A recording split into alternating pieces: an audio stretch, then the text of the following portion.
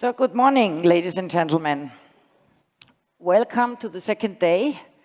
Getting ready for more agency is the topic of this panel.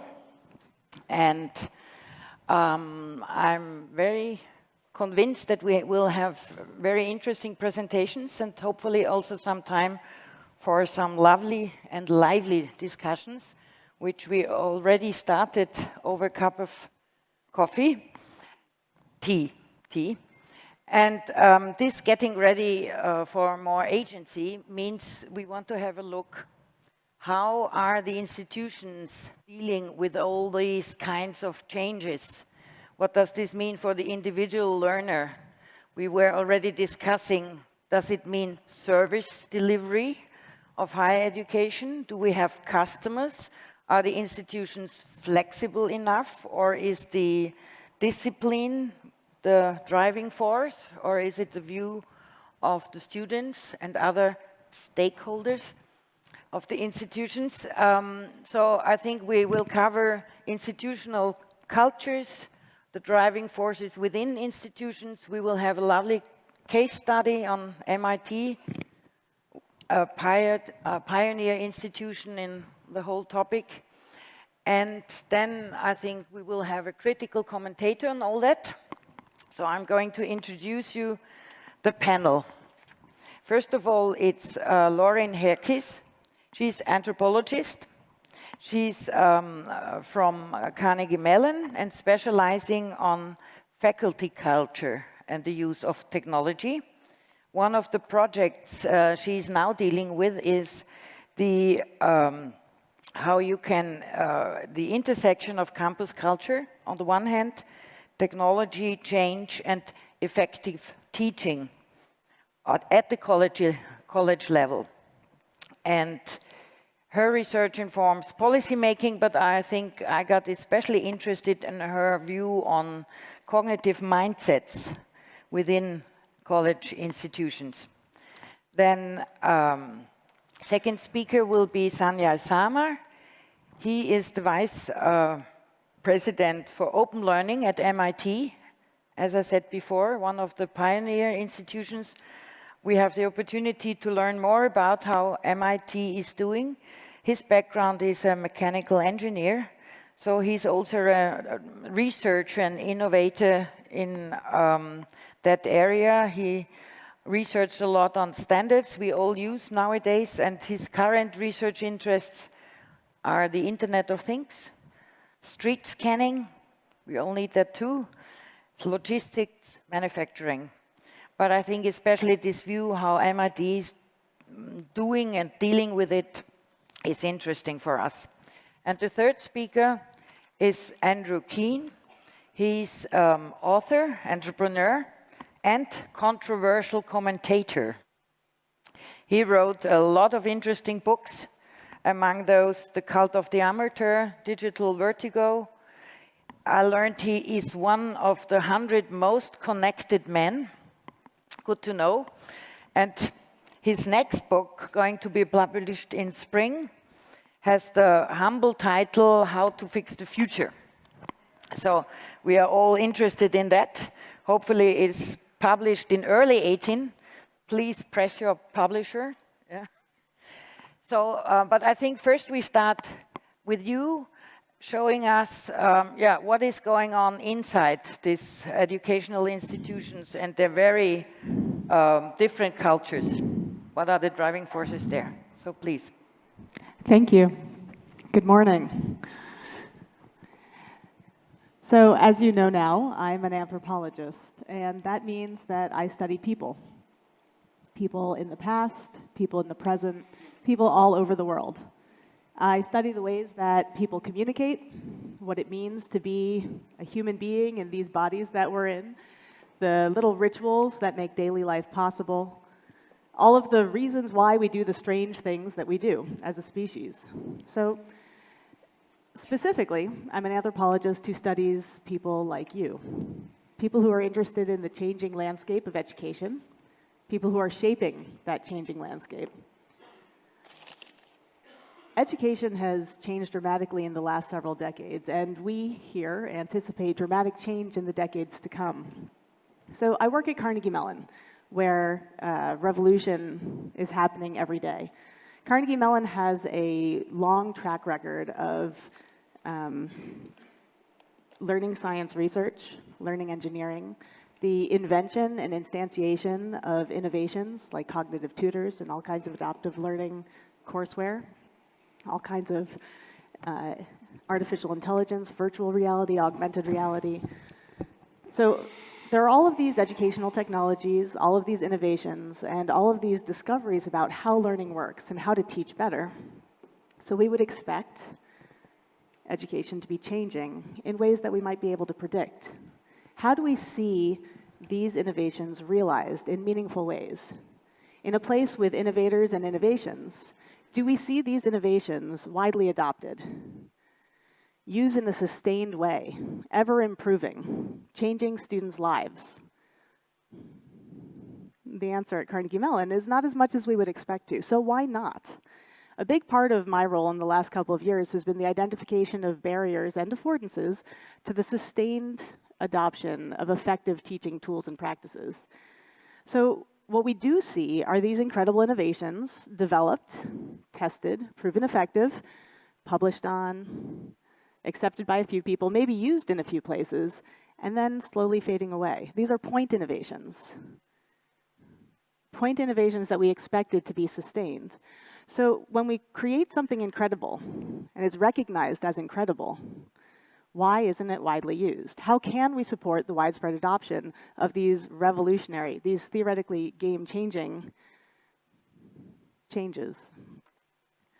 So in a lot of the literature on barriers to the adoption of effective teaching technologies, institutional culture is cited.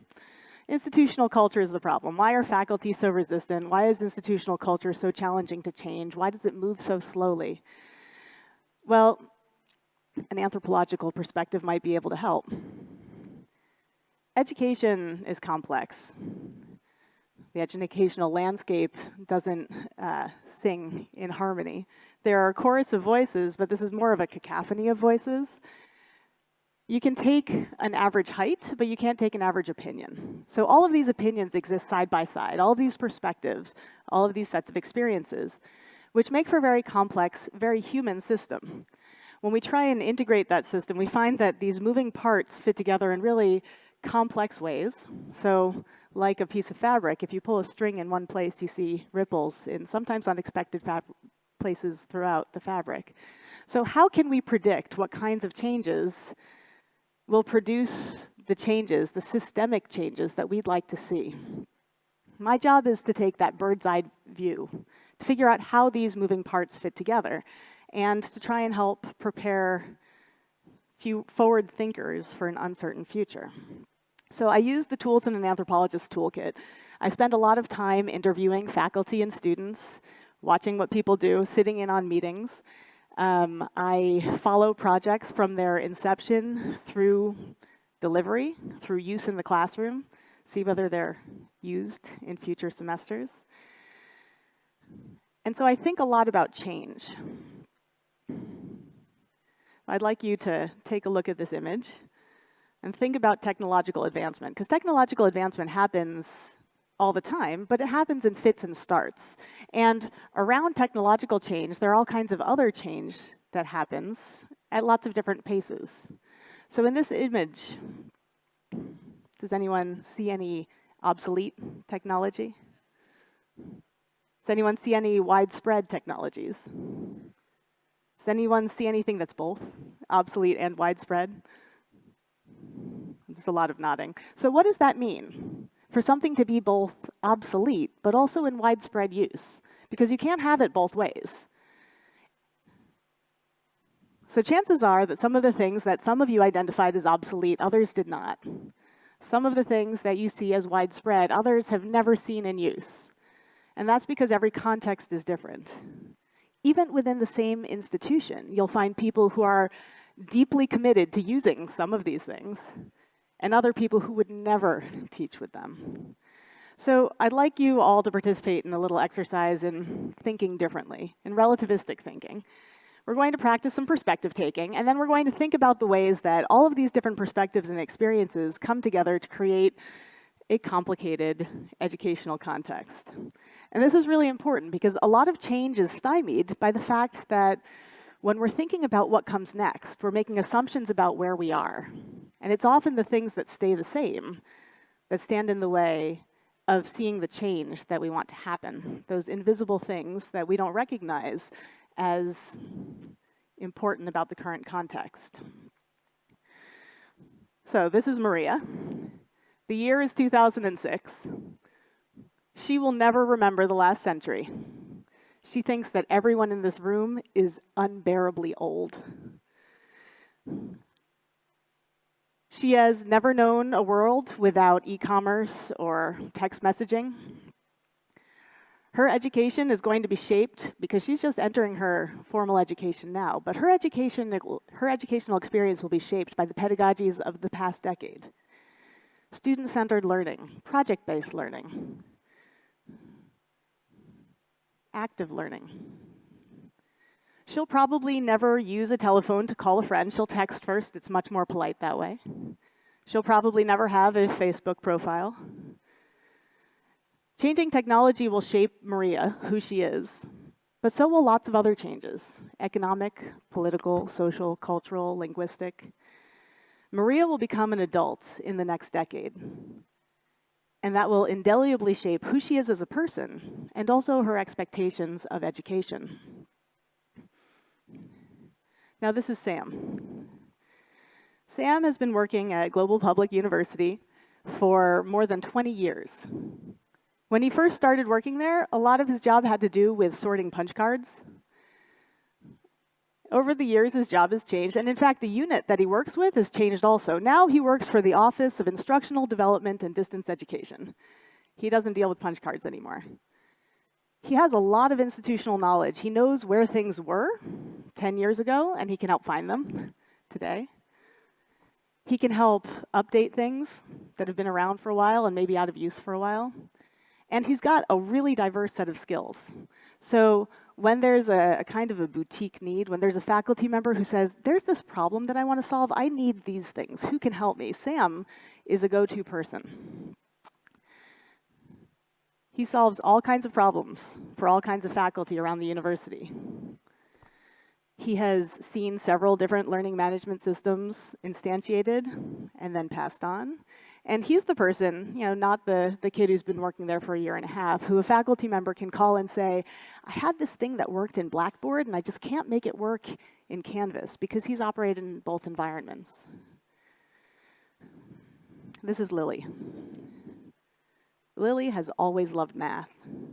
Her parents like to tell the story of the time that they were on a family vacation and the parents and most of the kids were playing on the beach, but Lily was inside solving proofs because she thought that was more fun. Lily went to university. She studied math. From the outset, she knew that she was going to study math, even though her parents wondered what she would ever do with math. In her second year, she had an instructor who absolutely blew her away. This class was so interesting. Every lecture, they didn't only learn new principles, they also learned how those principles connect to everyday life. They didn't just sit and listen. Every class meeting, Lily had the opportunity to talk with another student to work through a problem. This changed the way she thinks about learning. She pulled the teacher aside after class one day and said, "Thank you. This class is amazing. This class changed my life. If I ever teach students, I'm going to teach them like you." Now, the teacher was flattered and didn't know that a few years later, Lily would go to graduate school. Several years after that, she'd get a doctorate. And she would become a professor at a university where she too would teach students. Now, when she was in her graduate studies, Lily had the opportunity to do some grading for a professor, but she never had the opportunity to teach until she was a first-year faculty member at Global Public University. She was really excited to teach, and she knew that what she wanted to do is give students an opportunity to connect these abstract principles to real life and to give them a chance to talk to one another, to work through problems, because she knew that this is what worked for her, and it had changed her educational experience. This is the kind of class she likes to teach. She brings her enthusiasm to the classroom. She makes sure to give those students those active experiences. And by the time she's awarded tenure, she's got a rhythm. She knows what works in the classroom. She knows that if there are certain problems, if some of the groups aren't working well together, she has some strategies to help them out. She knows how to write problem sets that aren't too hard, that don't take too long, that ask students to stretch just enough. She's got that toolkit in her pocket. In the year 2017, Maria is a first-year student. Lily is finally able to develop the kind of class she's always dreamed of, a class that will introduce to new students these abstract principles that she loves and connect them to real life. Someone mentions to her that there are some animations that she might want to use that a biology professor made a while back, but those animations were made when Lily was an undergraduate. Someone found a copy, but they're really hard. They're in Flash. She can't figure out what to do with them. And Sam is long gone. He's moved on to other things. And so he can't really help her figure out how to incorporate these into a new context, even if she wanted to. But she doesn't necessarily, because what she's focused on is the fact that the classroom that she's been assigned for this new course that she's so excited about has desks that are fixed in place. The last time this classroom was updated was 2013, when it got great new AV equipment. But the desks, the chairs, those haven't been updated since the mid-'80s. They don't move. How can she reconfigure a classroom to do the pair work that's really important to her in this classroom? And what is Maria looking for in a class? Her parents have been saving for her education, but they were pretty hard hit by some economic troubles in the previous few years. And they're really interested in Maria taking practical classes. Maria is very interested in taking classes that she knows will help her get a job. Will she see what she's looking for in the class description that Lily's designing? Will Lily be able to access the kinds of educational interventions that others have developed, perhaps for other contexts, and use them in her class? Will she know what they are? Will she be able to find them? Will she be able to use them with the technological and physical infrastructure that she has at her disposal? Now, I don't have any answers for you, but I can tell you that in any given institutional context, we have all of these different kinds of development that are happening at the same time. And these cycles of change, they're not synchronized. At any given moment, there are future educators who are currently students, or who are brand new educators who are just trying to figure out what their practice looks like. What do they need in order to do a good job in the classroom? What kinds of tools, what kinds of pedagogical tools, and what kinds of technological tools do they need in order to feel competent, in order to serve the students well, in order to help the students walk out of the classroom with the things that they came in looking for, or with things that they're excited to discover? There are seasoned faculty who have established their routines, who know what works, and there are faculty who have found ways that they've been set in for years and years, and they're not looking for anything new. So in the life cycle of an educator, by the time someone begins to develop their practice of teaching, they have many years of experience under their belt as a student, and sometimes as a trainee. In some cases, we have people who have extensive training in education who are teaching, and in some cases, particularly in some post-secondary contexts, we have educators who have little or even no training. At what point in the life cycle of your educators do we find that fertile moment when they're trying to develop a practice before they begin to refine it and improve upon it? Because that happens in a particular context with certain kinds of institutional support available. Certain physical infrastructure, certain cultural trends about pedagogy, ideas about teaching and learning, experiences, teaching and learning, certain kinds of support available. There are some technological lifts that are just too heavy to develop for the next time a class is offered. If you don't help them then, will they ever come back to a point where they're going to want to figure it out? And at any given moment in any context, there are multiple educators that are coming into practice and others that are moving out of practice. Can you reach educators at that moment? In institutional support, in terms of physical infrastructure, software architecture, the kinds of philosophies of professional support that are available for educators, for developers, for learning engineers, there are also changes. And these changes aren't necessarily synchronized. And of course, technology. The technological ecosystem in which all of this takes place is in constant flux. And sometimes it seems as though that changes fastest of all. Every year there are new students with different expectations of education. Now, in the context of all of this change, how can we anticipate what's needful to move forward in the direction we want to go? When we can envision the change that we'd like to see, what perspective are we taking? What is the starting point that we're assuming? So that's what I'd like you guys to think about, context. There is a constellation of factors, multi-level factors to any system, individual, organization, broader systemic contexts that stand in the way of desired outcomes. So these are multidimensional. They can be historic, they can be current, they can be future-oriented. Understanding where we are is a really important place to start. Context is king. In order to design something that's contextually sensitive, we're hitting a moving target. All of these different pieces of an organizational structure change at different rates. So how do you hit that moving target?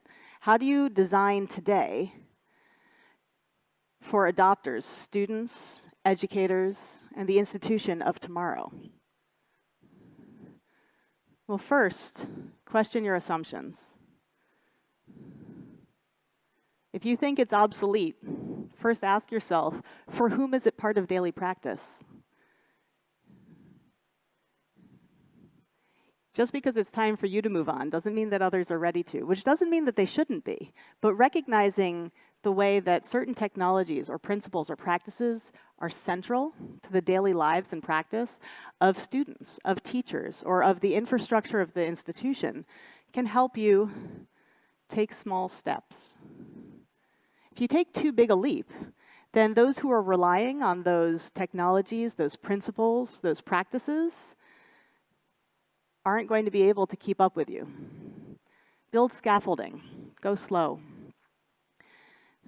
And remember that the only constant is change, that there are multiple paces of change, and that we need to pay attention to where these things have come from in order to understand where they are and help usher them towards the future we'd like to see.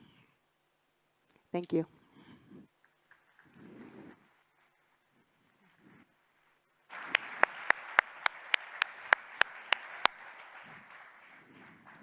Thanks a lot, Lauren. Yes, I think that was a very good start because I think we all suffer from this misalignment of these different levels. It's the individual, the institutional, but also the systems level, the policy level. And I think to be context sensitive, as you recommended, is especially important in this case. But I think you're also very right in saying rethink your philosophy and your truth. I think this goes into the core questions of education. And of course, it challenges the underlying pedagogy. So our roles as teachers and so on. So I think this is a wonderful outline where now you can step in, I would guess, and to show and to tell us about how MIT is coping with this misalignment. Maybe you're not as misaligned as we are. Oh, I don't know about that, but thank you very much. It's a great pleasure. Thank you, Lauren. You know, these are very interesting times. We have a world in which jobs are under threat with Uber, that's a Tesla self-driving car, robotics. Amazon is so busy killing retailers today that retailers don't have the time to innovate out of trouble. Massive number of jobs are going to vanish, entry-level jobs, as bricks and mortar retail struggles to cope with Amazon. I actually think they can, because this is my field of research, but they're too busy dying to innovate. And then finally, this little picture here on the right is the Google Buds. They're, by the way, not as good as the advertising wants you to believe, but the claim is that it can do simultaneous translation. And that little thing, in principle, might put out a whole class of people out of jobs, translators. So very interesting times. The question is, what is education doing to cope with these changes? Now, if you look at education today, it's actually something that's evolved, as you know, over decades, over hundreds of years. In fact, the first university was in Pakistan in about 500 BC. It's called Takshila. Much of that history is lost. Modern education, as we know it today, is based on direct instruction. Most universities are based on direct instruction. You sit people down, you tell them the truth, and then you declare victory, right? It's based on lectures and things like that. But in fact, before we had after direct instruction was invented, we realized that you needed to connect this instruction to real work. And so we created simulated work, a taste of reality. And in fact, examples of that are things like projects, labs, etc. This didn't happen naturally. This was invented. It was invented at places like RPI in the US. MIT actually invented the first industrial chemistry lab. This is a picture. Then after that, simultaneously, and in fact, going back through the Renaissance and through the Industrial Revolution, emerged apprenticeship and residency. Michelangelo never attended a lecture. He learned by apprenticeship. And on-the-job training is a part of that. Germany, of course, is the leader in this, in the apprenticeship system. The United States is trying to figure out how to adopt this, but we've got it covered. Ivanka Trump is on it, all right? And then finally, there's mutual instruction. It's very profound, mutual instruction. We don't pay it enough attention. The basic idea is that people can teach each other. Young people teach each other better sometimes than an adult can teach a young person. But it doesn't have to be a young person. Even adults who are at the same level are better at anticipating each other's needs. And if you look at and by the way, two examples of that.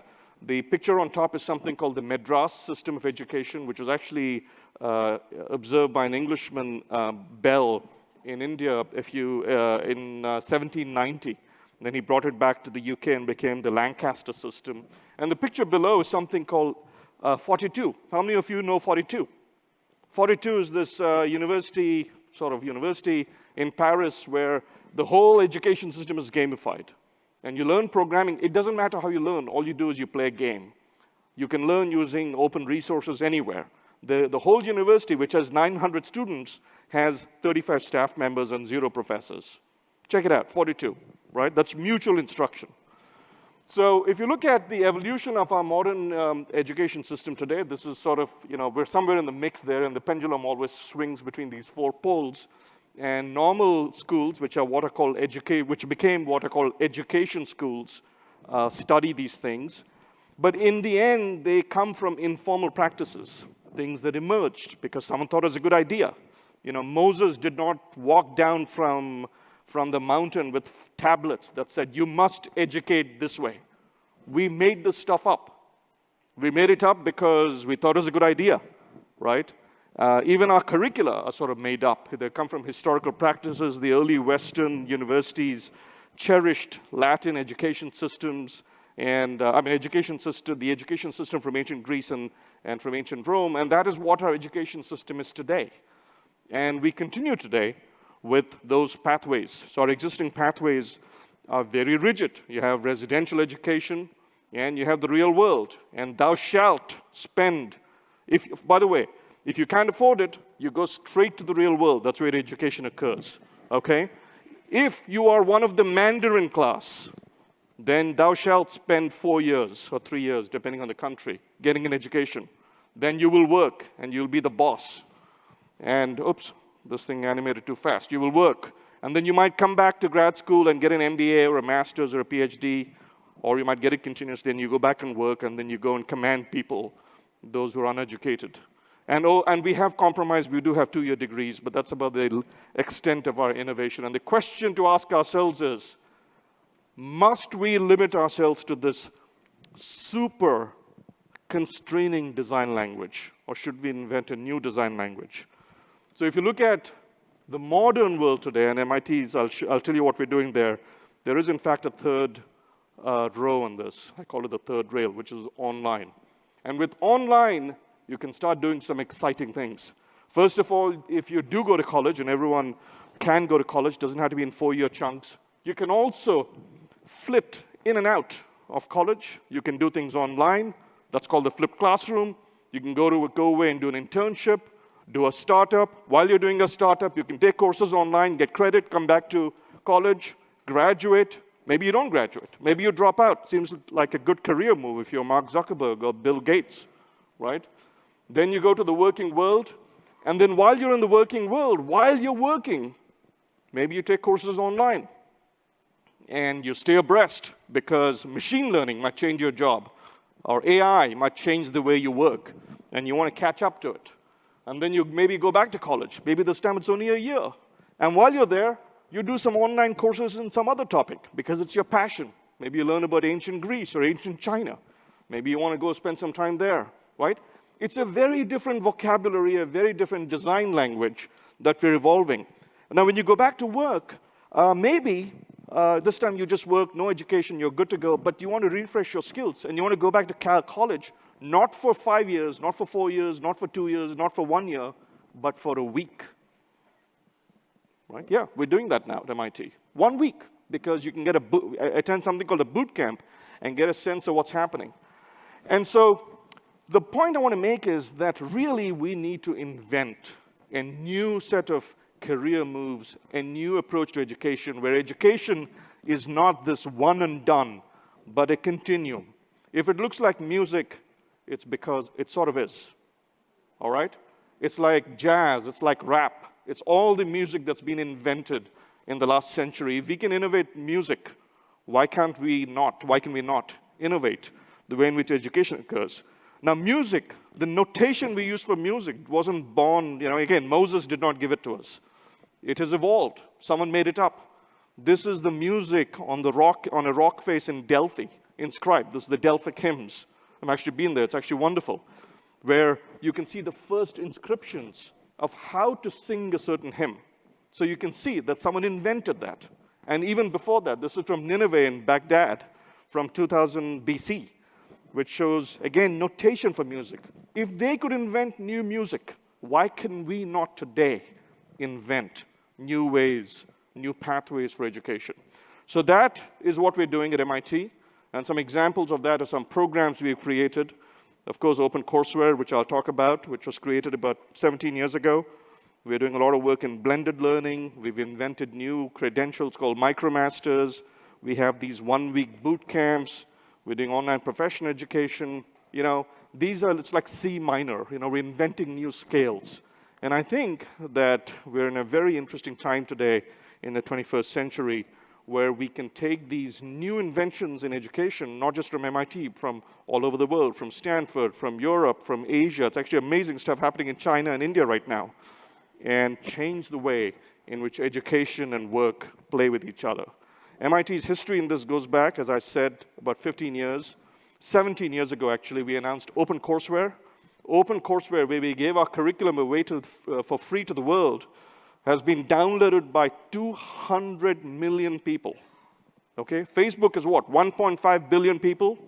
What do you see on Facebook? Here's my cat. Okay? What do you see in OpenCourseWare? People have downloaded quantum mechanics, Noam Chomsky on linguistics, machine learning, literature, music theory. It's reassuring to me that so many people around the world find this stuff interesting. We launched MITx about 5 years ago. It then became edX.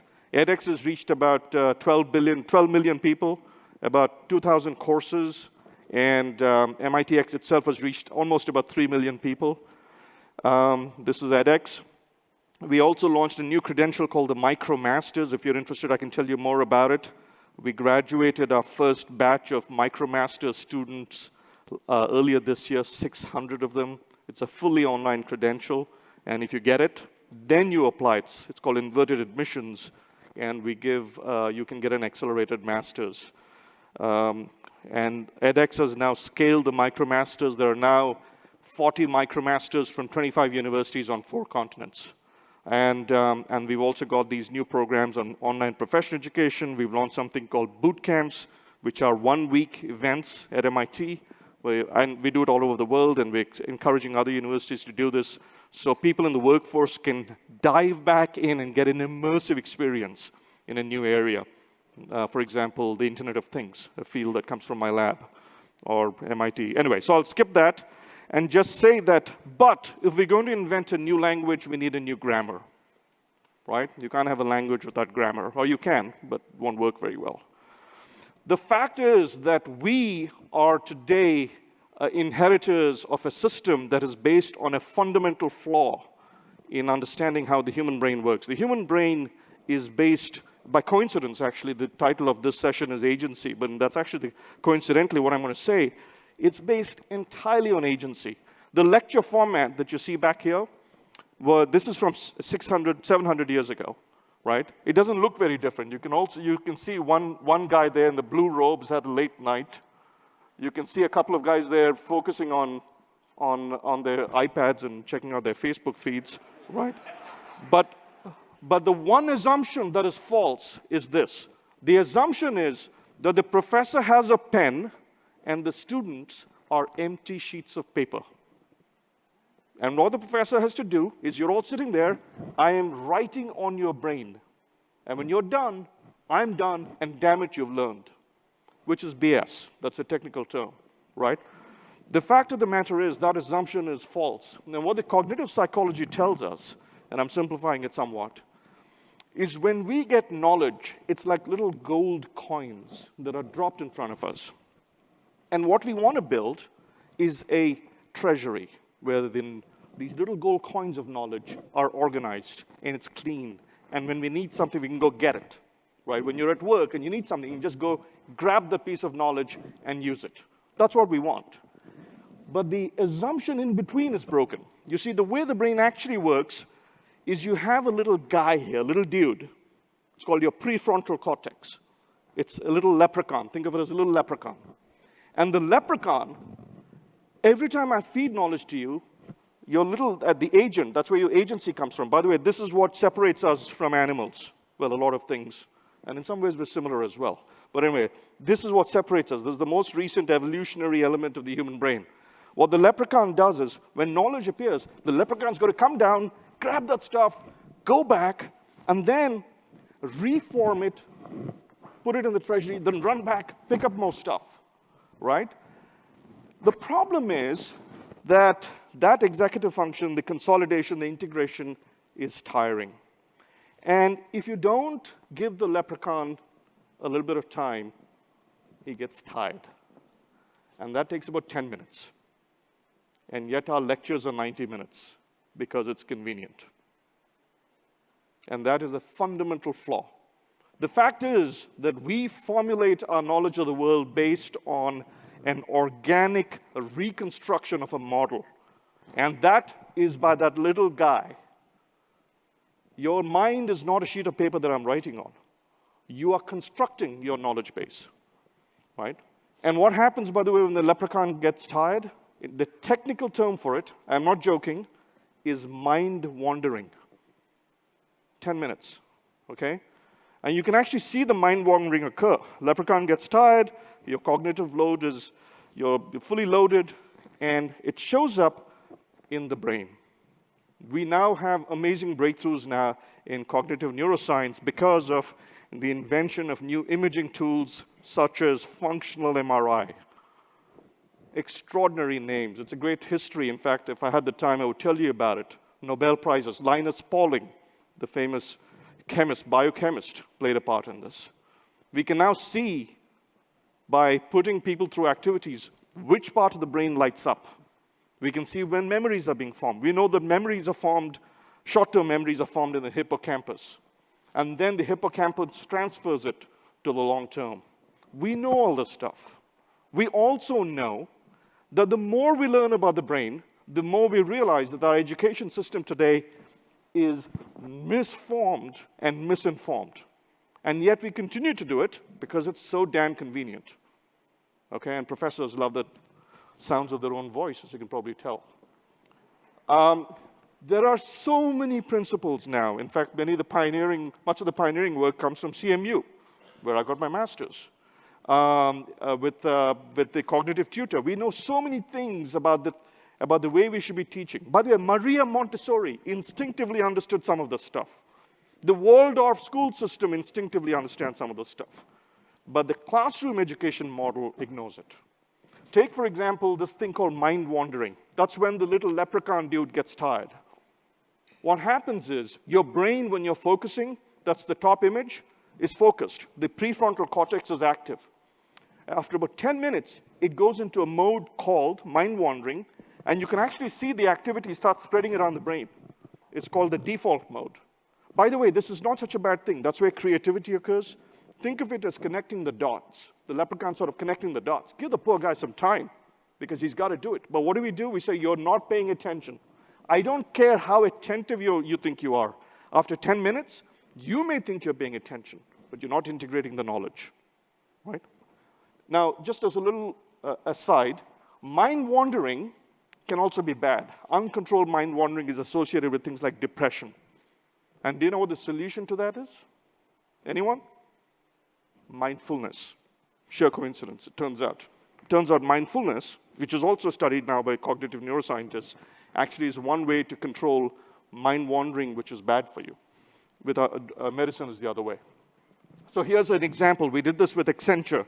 What we did was, we studied mind-wandering in the context of online education for adults. These are adults. That's an adult there. We put EEGs on these Accenture employees.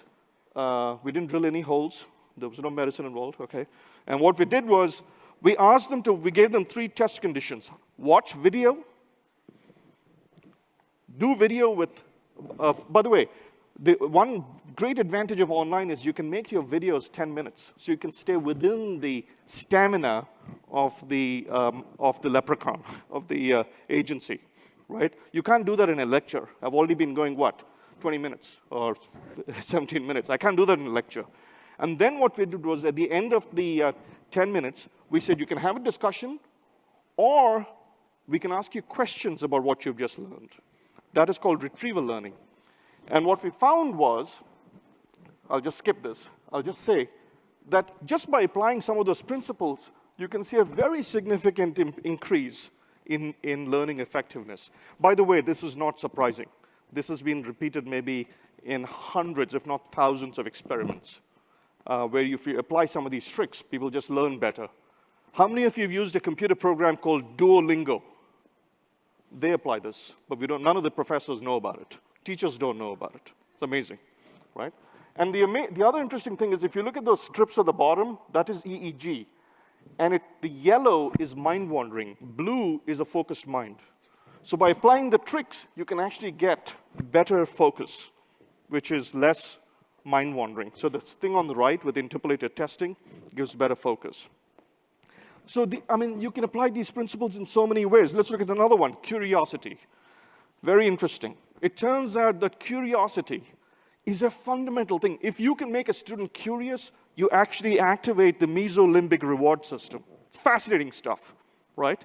And in fact, there's a wonderful paper that came out of MIT a few years ago, which was that they were looking at EEG brainwave patterns, and they could find a particular brainwave pattern associated with excellent learning, and another brainwave pattern not actually associated with poor learning.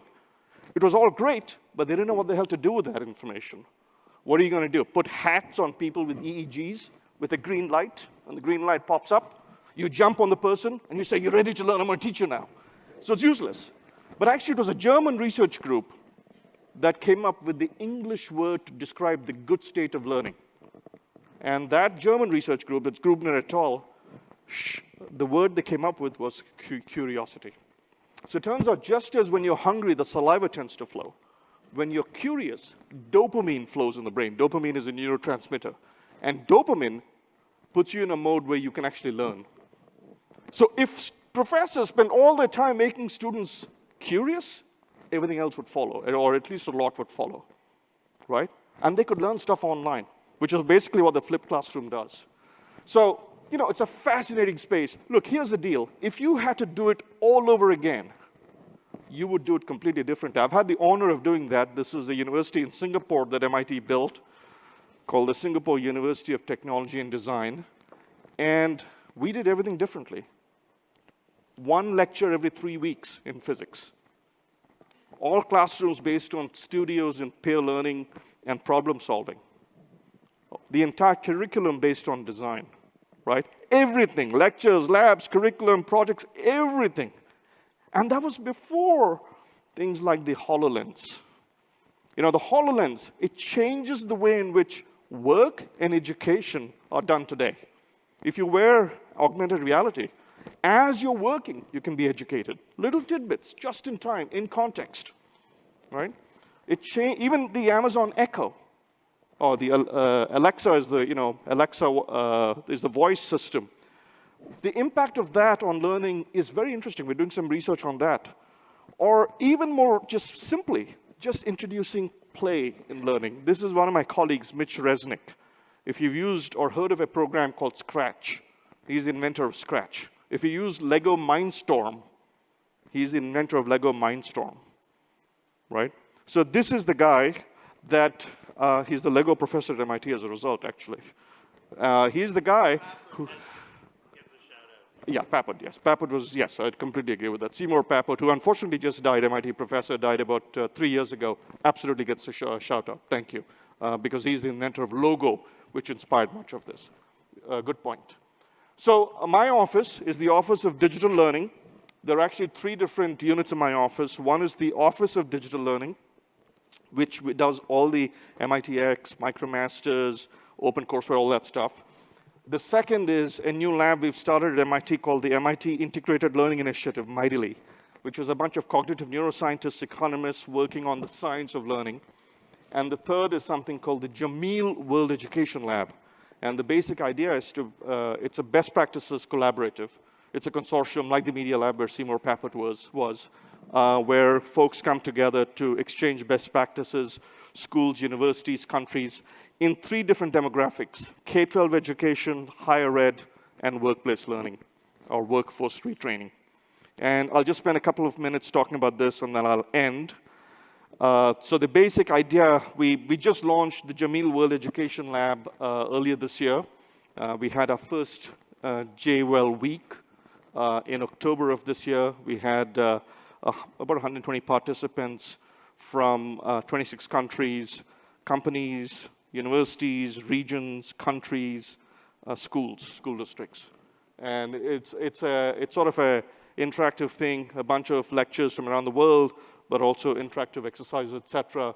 And we have one for each collaborative, one for PK-12. By the way, the focus here is not just K-12, but pre-kindergarten through grade 12, because we do a lot of damage to our children before they end up in kindergarten, very interestingly. And actually, it's very sobering, some of the results there.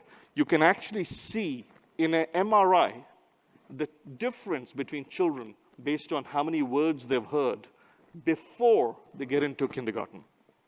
In an MRI, in terms of the amount of white matter. So the second one is the higher ed collaborative, and the third one is workplace learning. I'm going to end with this. I get the sense that people say, oh, online, it's been around, we're plateauing. I don't buy that. I really don't. I think that education has to go through a very fundamental transformation over the next 20, 30 years. This is, I hate to quote Churchill, but he has a lot of quotable quotes. This is only the end of the beginning. We're in very early days. And I'm reminded, because I work in retail with some of the technologies I've developed, of this image, which is which is very sexist, shows a woman in the kitchen, but nonetheless captures the point. This was what people thought was online commerce in the 60s. And look at where it is today. But the people who drew this, the artist, was imagining that this is going to be a big deal, right?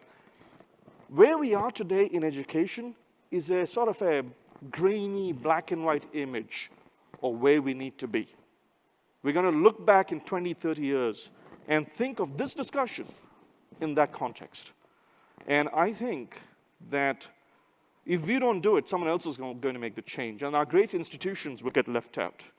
And so I'm very excited to be here. I see these meetings as sort of innovation networks where we can start playing offense in some of these spaces. Thank you very much.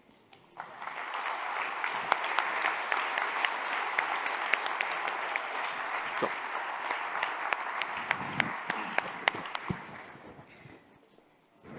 Yes, I think.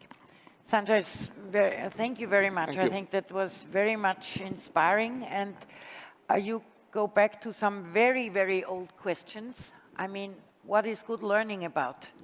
And I think you're perfectly right that we have to address that topic, really redefine what's it all about. Otherwise, we get lost in all those new opportunities. But that's the core question. And if such a leading institution like MIT is addressing it, I'm very happy. And I can say from Germany, it's also, I've never had so many rectors in one room talking about good learning since we have the discussions about digital challenges. Right. And I think at least this is a beginning, but it's the important beginning. If we don't address that question, we get surely lost. And then it will be misaligned for the next 100 years. So now you wanted to have this last slide on. Is that possible? Put my Sanjay's deck. last. Go to my deck. The last slide in my deck. The last slide. You're into open learning, right? Was that? You're into Open learning, yes. So you can use his slides, isn't it? That's the idea of open learning. Yeah. So, Andrew, it's now your turn. You got the slide. There you go. So nothing should hinder you now. Lovely. Yeah, I'm much too lazy to prepare slides. And so I always steal other people's. Stealing, I think, is the key to doing well in the future, as I've showed with my career. What people call a career. So interesting. I'm thrilled to be back. I'm not really an educationalist, but I always seem to get invited to this thing, and I'm not sure what an educationalist is. I won't make any jokes about all the rectors in one room, right? What is a rector, anyway? A German word for a teacher? Yeah? No, like a director. No. Oh, like a director. Okay. Like a provost. So authority in teaching is obviously an important theme here. Lauren kicked in. As I said, I'm afraid I don't have any slides, so I'm going to steal not only the slides from other people, but also the ideas. I thought Lauren's introduction was an interesting one. A couple of things that I want to take from her as a beginner to my speech. She said education is complex. And she introduced us to a young woman called Maria, who is in the process of being educated. And so I guess the question for us is, what do we want to, education is about teaching. What do we want to teach Maria? Or what does Maria need to teach in this new world? Sanjay's presentation I thought was particularly interesting. He presented education, and I wouldn't necessarily disagree with him, as being in crisis. He talked about language needing a new grammar in terms of the crisis of education, academia needing a new design language. He said that the current education system is misformed and misinformed, which I think was a nice way of putting it. So we have the crisis of education, and we have its complexity, but we know what we want to fix. The subject of my new book is How to Fix the Future. What we want to fix is education for Maria. This isn't an abstract conversation. This isn't philosophy. This pertains to the real world. It pertains to the many billions of Marias who will form next generations and many other generations in the 21st century. So when Lauren says education is complex, I don't think we should use that as an excuse to dodge the question. What is education? In a very simple way, some of you have probably spent your careers trying to answer that question. It's obviously, it can be a career-defining question. Education is, what is the point of education? We know that many of the great thinkers in the Western canon, particularly obviously Socrates, built their careers, their ideas, their discourses, their narratives around the question of education. But let me just throw out one idea. It might be something that you guys will disagree with, maybe something that we can come back to in the conversation. The point of education, the goal of education, is to equip the Marias for the future, to make them ready for the world, to give them the skills, the qualities, what Sanjay called the mindfulness, to cope in the world, to make them human, whatever that word human means. So education is not some side issue. It's not marginal. It's essential to the nature of things, which is why most of the great thinkers in the canon have been one way or another, whether it's Socrates or Plato or Rousseau or Augustine. They've all been one way or the other educationalists, which means you guys are in a good business. Certainly one with a future. So the great question then becomes, as Sanjay suggested, what's gone wrong? What's the problem? Education has always been in the business of preparing people for the world, and yet, as Sanjay has said, we're not preparing people for the world. The Marias, Lauren's Marias, are not being prepared. So the challenge is, how do we change the system to equip Maria for the early, mid, and maybe even later part of the 21st century? Now, this conference is about technology, so the role of technology is obviously really important in this too. As Sanjay has suggested, and as Lauren indicated, technology is changing education. From this image to many of the other themes that we have been discussing. So technology is not independent in this. Technology is the heart of the matter.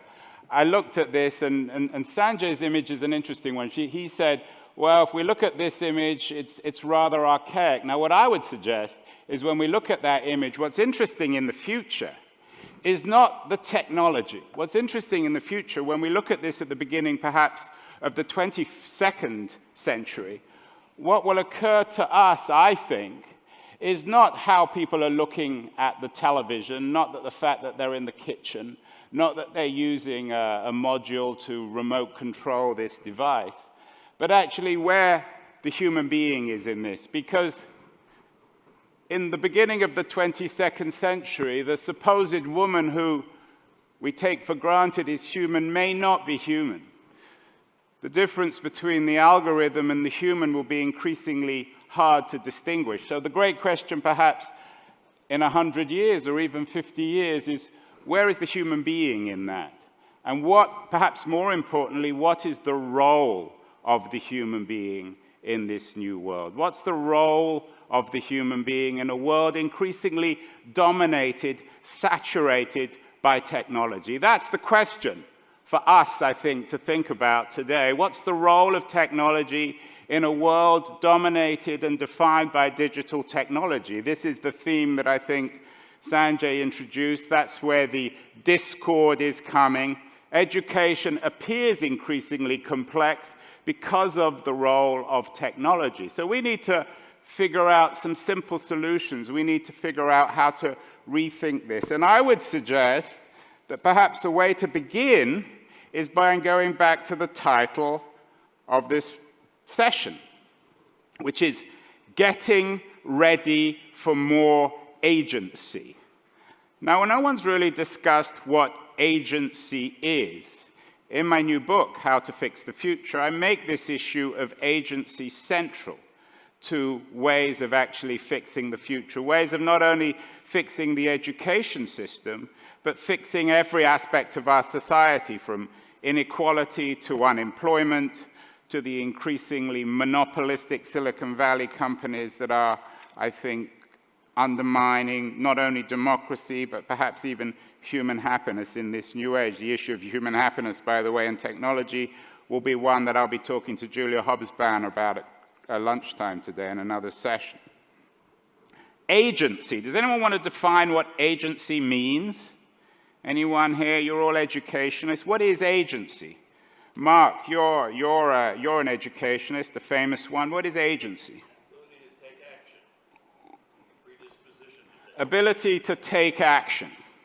Now, what's interesting about agency, I think, is that we've always known that agency determines history. Agency drives history. In my book, I go back to Thomas More's Utopia and suggest that for More, the essence of his writing of Utopia was to remind people of agency. The cultural context, Lauren reminded us, context is king. The cultural context, I think, to the crisis of education, and indeed the broader cultural crisis of our age, is a sense of loss of agency. Loss of agency in the face of technology. This is, again, a theme that Julia Hobsbawm has written very profoundly about. I know she was involved in the debate yesterday with Mark, and this will be something that Julia and I will talk about later. We live in an age dominated by digital technology. Indeed, we live in an age in which digital technology is threatening to replace us. Replace us.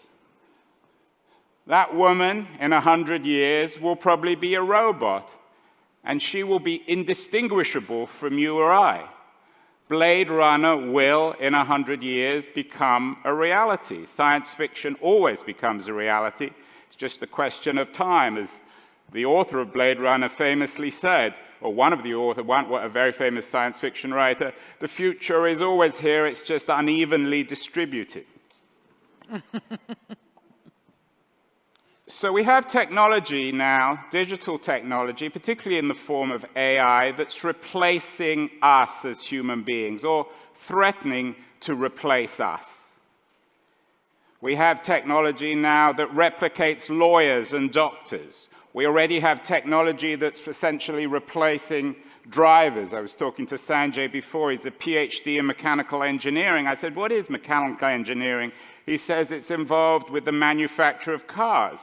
We know in the future, MIT being a hub of smart driving and of self-driving cars, that much of the purpose of cars will be replaced or is being replaced by robotic vehicles.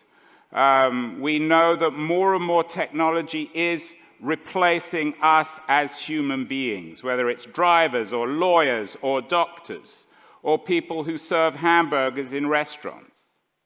The essence then of of today's digital technological revolution is the creation of smart machines, smart network machines that replicate human beings and do what we do better than we do, are able to think essentially quicker than we do, able to access knowledge, able to rationalize quicker. We know that there are all sorts of mileposts in this. The first computer to beat someone in chess. Now we have the first computer to beat someone in Go. We have every year or every month, it seems, a new kind of AI device that replaces us. Now, what does this have to do with agency, and what does it have to do with education? Well, as I suggested to you, the point of education, the essence, historically as well as in the future, is to prepare people for the world. Now, I'm never quite sure about chicken and egg here, whether you get the world first and then education. The cause and effect in education are so entangled, it's impossible to determine what comes first. But I think the dysfunctionality, what Sanjay called the misinformed and misinformation system of the education system, is bound up in the current crisis of systems, of education systems. We know from the 19th century that the essence of the industrial education system, as it emerged in the industrial age was to educate for a rote kind of audience, was to discipline, was to inform, as Sanjay showed an interesting slide, of a 19th century factory. The point of mass education, which didn't exist before the 19th century, barely existed before the 20th century. I think 17% of American children went to school went to primary school at the beginning of the 20th century. So education, or at least mass education, is a modern phenomenon. It's something that came out of industrial society. Sure, we had Augustine and Socrates and Sanjay's Pakistani university in the Middle Ages, but these were elite occupations. The idea of mass education, the kinds of systems that educate Lawrence Maria, haven't existed. They only begin to exist over the last 150 years with the invention of mass society and industrial society. And what was the purpose of that education?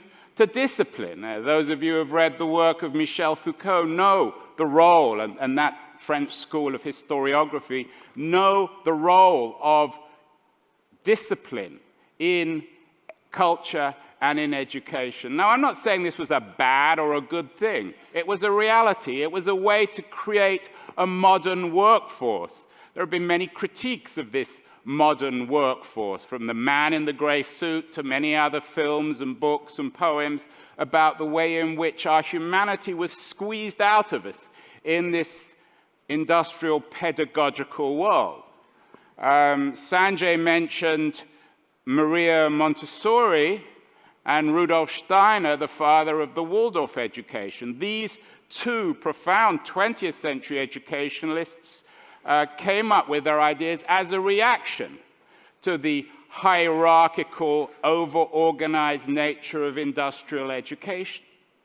But there was a purpose to it. We needed to learn. It was essential for the creation of a viable working industrial society. Didn't always work ideally, but it formed the essence. Education then, for all its complexity, has a reality. It serves to create generations of workers. It didn't necessarily make us happy. It was a fairly miserable experience, maybe not Dickensian, but certainly not very humanistic. It wasn't like chatting with Socrates, going to an industrial school, a primary school, but that was the nature of things. Workers needed to be educated. They needed to learn how to work in hierarchical systems. That was the essence of the industrial age. So, what's happened? Now, the industrial age hasn't just gone away. In Hegelian terms, the shift from kind of historical systems takes generations and is never as clean as we'd like it to be. But we are living through a profound structural change in the nature of things. What some people, Sanjay's colleagues at MIT, a couple of friends of mine, Andrew McAfee, Eric Bryn Johnson, excellent book called The Second Machine Age, is more than just another chapter in the industrial age. It represents a profound revolution. All revolutions are, of course, profound. It represents a great transformation from one kind of system to another. Digital changes everything. To use a popular word in Silicon Valley, it disrupts. It turns everything upside down. We know that the 5 largest companies today in the world, the 5 most powerful, the 5 most valuable companies, are all tech companies: Google, Facebook, Microsoft, Amazon, and Apple. Everything is changing. We're increasingly living in a tech-centric, tech-dominated digital world. But what does that mean for education? What does that mean for the great challenges facing educationalists like you? Is it simply about teaching people how to use iPads and iPhones? Is it forcing everyone to become programmers, as they're doing in Estonia and Singapore, and at the university that Sanjay introduced us to, the MIT campus, which, by the way, in my book, the chapter on education, features a conversation I have with the dean of that university? Or is it something more profound?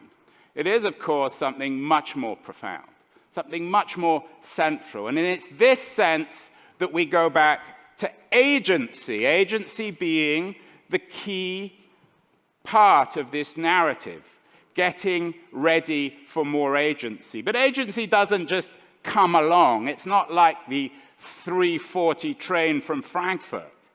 It doesn't just arrive. It isn't something delivered by a stork. Agency is essential to the human condition. It's what makes us human. As Marx says, it's what enables us to build our own histories. Marx very famously and brilliantly articulated this in his German ideology. The essence of a revolutionary society is to enable us to realize our agency. Being human means articulating that agency. But what does that mean in the digital age? What's interesting is perhaps for the first time in human history, and I'm always wary of saying that, being from Silicon Valley, where everyone says that all the time.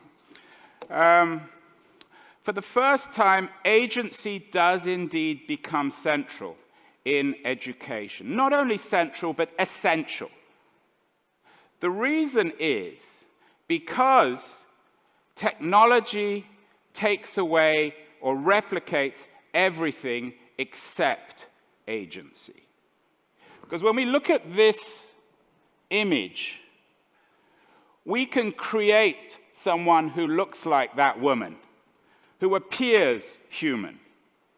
But what that person will never do in the 22nd or the 23rd or the 30th century is have agency. This idea was very clearly articulated by one of the most brilliant inventors of the digital revolution, a woman called Ada Lovelace. She was the daughter of Lord Byron, and she was the business partner of Charles Babbage being the 19th century, the Victorian English gentleman who invented the mechanical computer. He's famous as the inventor of the computer, but the real inventor in the 19th century was his partner Ada Lovelace, who came up with the idea of software, who came up with the idea of algorithms running on a system that will enable these hardware devices. And what Ada Lovelace very famously argued in her book, very famously argued in The Invention of Software, is that software, algorithms can do anything except have agency. They need direction. Algorithms can't think for themselves. They don't have goals. They couldn't make a speech like this. They couldn't be responding as you will do or as we will do in the discussion after. So this brave new world that we are entering, one of increasingly smart algorithms, replaces us in many ways. The old rote system, the old education system which forced information on us, which forced us to become obedient, is increasingly irrelevant. That's the misinformation. That's the dysfunctionality of this new world that Sanjay pointed at. Most of the traditional things which education prepared us for in the world, the recollection of information, the ability to position ourselves within complex organizations, I think those are increasingly irrelevant. What will become valuable in this new world are things which make us human. But in this new world, that notion of being human isn't some woolly Socratic notion. What being human will be in the digital age is what computers can't be.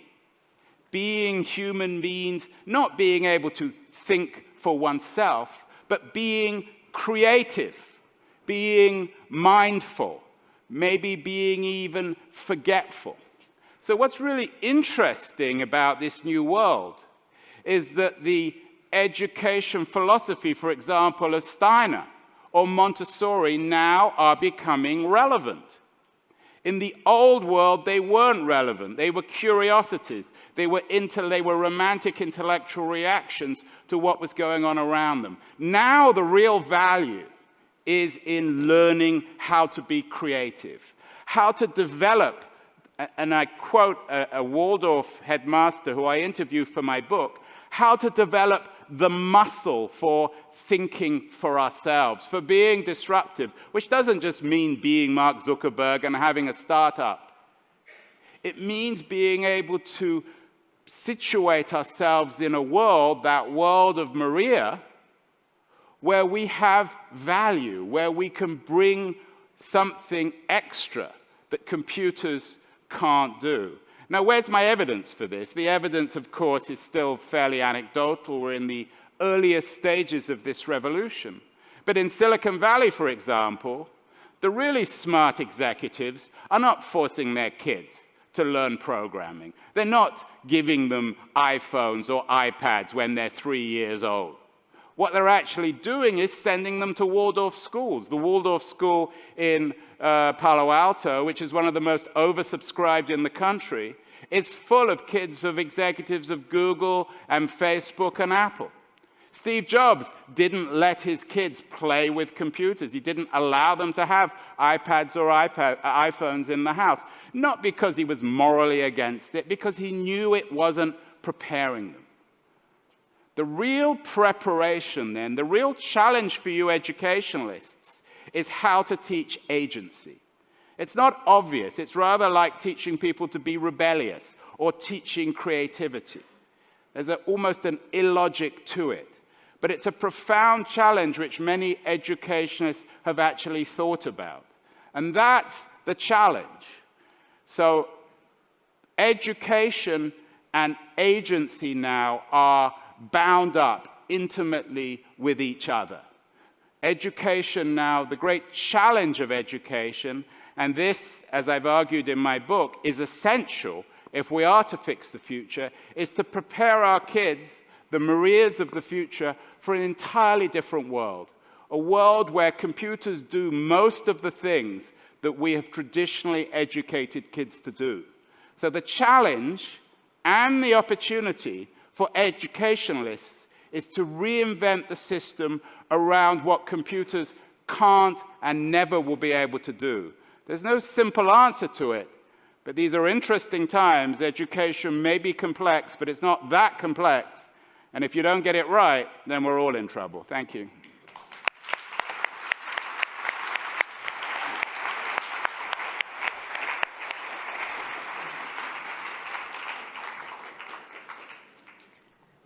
Thank you very much. I mean, this room is full of people from education. You spoke just right into the heart of all of us, I think, because that's what education should be about. But we were seeing misalignment, some context issues. So I think maybe we can dive deeper into that, how we can create this atmosphere, this context, that we come back to the heart of education. In German, there is, in contrast to other languages, a word like Bildung, meaning there's something different. It's not about training the labor force but it's personality development. It's, as you said, making the ability for agency, getting ready. So, Sanjay, how is it at MIT? You showed some, I think, surroundings, how to free, to give space for that. But in a way, it's not so easy. It's like be spontaneous. It's like educate curiosity. How do you doing this? Yeah, no, thank you. Really a pleasure to be here and to listen to Lauren and Andrew. I think that one of the things that we have the luxury of doing at MIT is we really are 1,000 researchers, faculty members like Andrew and Eric, who have big research groups, and we publish papers, we get patents and things like that, with an undergraduate school attached. So the undergrads, the same as CMU, by the way, right? And Berkeley, where both Andrew and I got our degrees. the undergrads get to apprentice with the research groups. That's one way to look at it. Grad school is very different. The graduate researchers are there to do research, and it's actually much more like apprenticeship. They take very few courses, they're inventing. But at MIT, especially and to a large extent at CMU and Berkeley, the undergrads get to do that research. The more we can give our undergraduate students an opportunity to model themselves as these free agents, the professors, as the grad students, I think the more we can set them free. But if you look at the education system today, and I want to pick up on something that Andrew said, it's about 200 years old. And Eli Whitney, the American industrialist inventor, invented the concept of interchangeable mechanical parts. So the basic idea is two parts, you put them together, they worked. Our education system is designed to create interchangeable people. And interchangeable people cannot have agency. So our approach to academia at MIT is to take every student and say, how can I make you a superstar? I would say that's in the heart. The problem is in the practice, when you get into a classroom, you just sit them down and yell at them, That's our challenge. Thanks. Would you agree to that? We're nodding. Yeah, I like the way you put it about, and that was the problem with the old industrial system. It could work. Imagine the education system as as a Lego model. And you had different pieces, and everyone was a piece. And the challenge and the opportunity is individualizing this new education system. The problem, and this is a broader political problem, an economic problem, is how are we going to create an education system which isn't one of profound inequality, where we have a tiny group of superstars and then everybody else? Because the problem is if the market just kind of works without any kind of regulation, there'll be a tiny group of Zuckerbergs and Bill Gates, and then everybody else. You're nodding. Yeah, I also would add that this challenge of individualization of replaceable people is that it hasn't worked, right? People are not replaceable. People can't replace one another. Individualized learning and adaptive learning is one of the transitions that we're seeing now, because each individual comes into an educational system with different strengths and different interests in different contexts with different goals. And we can best serve a diversity of learners by personalizing that education, by taking a more individual approach. And I think some of the best educational opportunities allow students to speak to their strengths and get support where they most need it, and help educators to find that common ground. I mean, one of the big challenges in education is that the system, the educators, the administrators don't know intuitively what the needs of the students are, and the students don't intuitively know what their educational needs or goals might be. And so bridging that communication gap, allowing the students to be individual and enabling the education not to be uniform, to be agile and flexible and individualized, it's not a trivial problem. Can I ask Sanjay a question, though, on the MIT front? You showed us that slide about the millions of people who have been educated or had access to online MIT education. But how do you square the circle that going to MIT is still a huge deal, and that having access, and the kind of people who graduate from MIT are the new dominant class, for better or worse, of our networked technology age? How do you actually empower the people who may do a class or may have access to an hour of MIT education online? You can't really. I mean, we do our best. But the fact of the matter is there's a fundamental difference between, I think, first of all, the word education is somewhat overloaded. There is learning and there's training. They're different things, right? And I want to come back to what you said. I mean, in the industrial, most of our education system today comes from training. In fact, it derives from very hierarchical systems. The military, you needed to train people to operate guns. Factories, you needed to train people to operate machines, right? learning was limited to the Mandarin class. These are the people who did liberal arts, et cetera, they thought big thoughts. The Rhodes Scholarship is sort of based on that. You know, it was a gentleman usually, and it was an amateur, a glorious amateur. There's an element of that in education, and education needs to be parsed. At MIT, math you can sort of train. Math is a training thing. But being creative is an in-person thing because you need to meet people. It doesn't mean you can't do it remotely, and there are a lot of people who have done it. So what we're doing is the stuff that we think we can put online, we're putting online. In fact, we want our own students to learn it online. But when you're on campus, instead of having the professor stand on a stage and waste that time, we want to be building stuff. We want to be making stuff. We want to be inventing things, doing a startup. So in answer to your question, Andrew, we're doing what we can. For someone in a desert with no water, a glass half empty is a glass half full. And I think when you introduced as MIT 2000 the first attempt to open education, what the other educational institutions learned, I think, let's think, probably it's not about content. Exactly. It's about learning environment.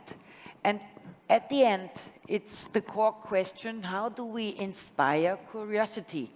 And I think that's a question for each and every educational institution. You don't have to be MIT. Every institution has to ask that question. Because when you talk, came to my mind, Oscar Wilde said once, my natural development was interrupted by going to school for 12 years. So that's not a good starting point for educational institutions. And so how to get that starting point? Lauren, what would you do in your institution? I mean, we agree on that approach, but where's the starting point? Well, there are all kinds of incredible projects, Name experiments that are taking, well, cognitive tutors and OLI has incredible modules that give personalized feedback to students on a wide array of topics. There's a module, a statistics course that was developed some time ago and proven incredibly effective. A dean in the College of Humanities and Social Sciences, a statistician by training, likes to say that this module is so good that students learn twice as much in half the time. Their mastery of statistics is incredible. Built at Carnegie Mellon, developed at Carnegie Mellon, tested at Carnegie Mellon and at other institutions, not used at all at Carnegie Mellon right now. Can I? Andrew, you disagree? Yeah, well, I mean, I'm supposed to add a little bit of discord to this because we've agreed a little too much, I think. But I disagree. I think Mark's in the front. We have a common friend, Esther Wojcicki, who's a very famous Palo Alto teacher. I think, and particularly when it comes back to my argument about agency, nothing replaces the human teacher. Nothing can or will. I mean, I'm not saying that the algorithm doesn't have a role. I'm not saying that we should trash software. But the real challenge and opportunity in the building of the Marias of the future have to be the teacher. And those are the people who are most skilled at bringing out whatever it means to be human in people.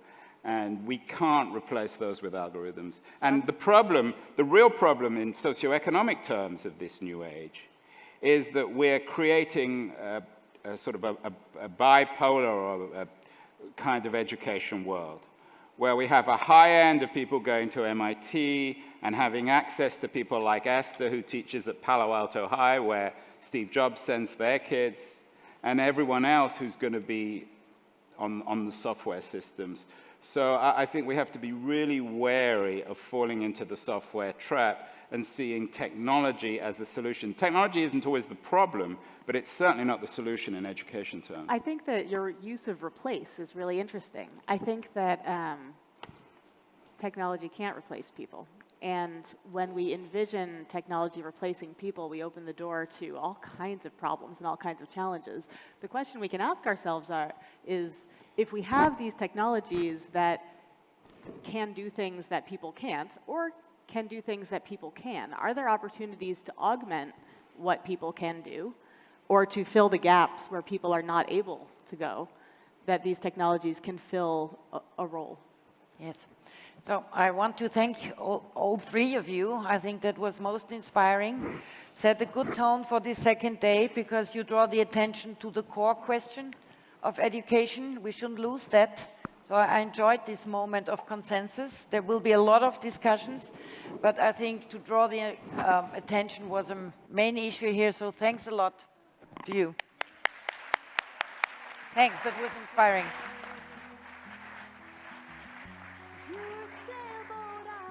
Super good.